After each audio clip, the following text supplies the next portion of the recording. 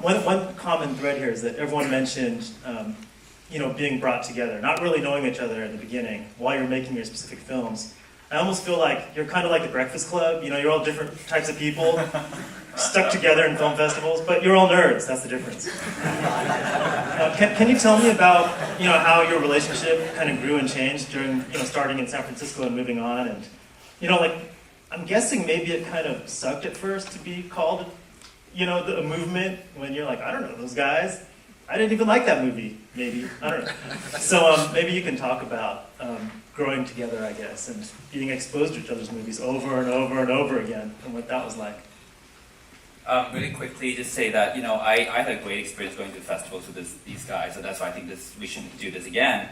And I don't know, it's like, I remember when we were shooting Shopping for Fangs, and Chris Chanley and I had to share both John Cho and Leela Lee, and he called me and said, hey, you know what, let's work the schedule out.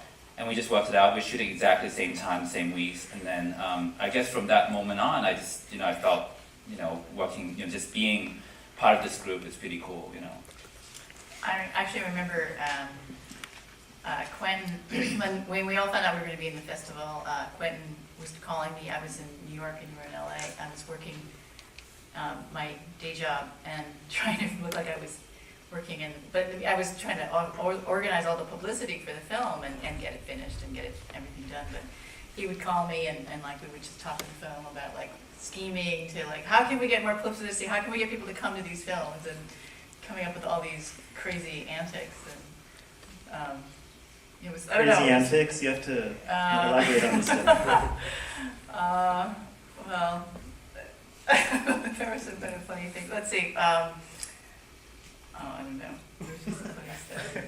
But yeah, I think there is a transition point because when we're making our films, I think it's just so hard when you're doing a low budget movie, and especially if it's kind of weird because it's all Asian American, what's going on, It's when you're a filmmaker, doing that at that level, it's just everything's a struggle, and you just get sort of used to being on your own and just being independent, because you really have no choice. And then we were sort of mashed together, and then I think it's this adjustment because suddenly you're just so used to being this weird different thing, and then suddenly we did have something in common to share. But it was the festivals. The whole festival thing was a different, it was a new sort of stage phase of the film. Yeah. Would you say it's true for all of you that you weren't flying the Asian American flag before starting that tour, of film festivals? Yeah, no, I don't think we were, but it was very clear, not only were we participating as filmmakers, but it was very interesting to go to the other screenings, see people's reactions, be a film viewer, and it was very clear, everybody just kind of had their position. I remember going to San Francisco right away. Chris was the rock star. Yellow was the one that, and Rio was the the elegant artist. And those were the cool guys, and we were the freaks. It was we played our role. Couple, right? Yeah, they thought we were a couple.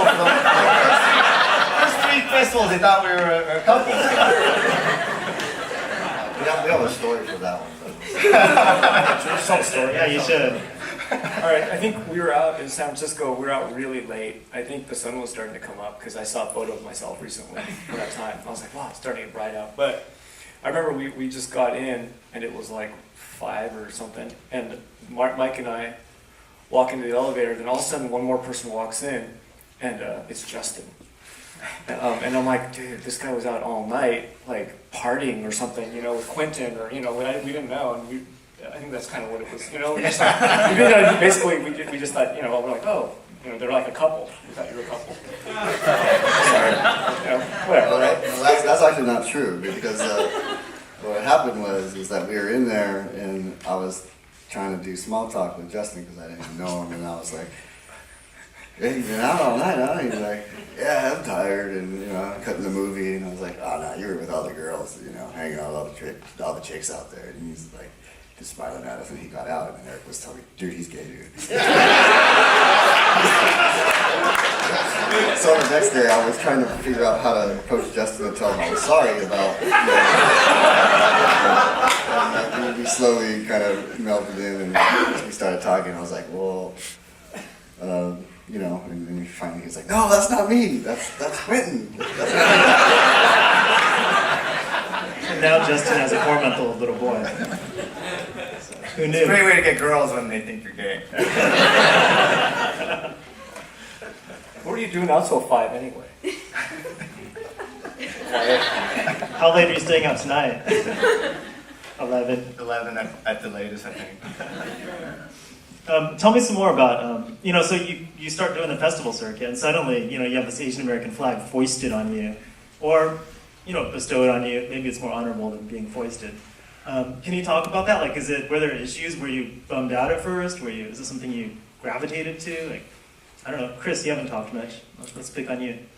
Yeah, the whole Asian American thing, I mean, that's always like, kind of tough, but I think, I was sort of motivated at the time to like really want to make a movie that, featured Asian Americans. So that was sort of like a conscious choice on that level, a little bit about it being sort of identified as an Asian American film. Although, anyways, but I don't know, I think in a way it was a good thing because when you have a film, like when you get to that point when you're done with it and you're trying to get attention for it, in a way, like the more sort of peculiar and unusual it is, it helps you because it helps you sort of stand out from, like all the other indie films out there. So in a way, I think that was like to our advantage because it was sort of like an amazing thing that there were 4 features like in '97 that were, happened to be about Asian American filmmakers and stuff. And I think actually, anything that you can do to make your film just unique and stand out when you just have to get to that point where you're marketing it and everything, it actually helps you. So looking back, I think it's actually probably a good thing. I was thinking about this, this wave of '97 and how everyone thought, yeah, that's it, the breakthrough year. And then the next year it's like, okay, what happened? Bits time, right? But, maybe it is, because film and died and digital was taking over. Maybe that was part of it too. I don't know.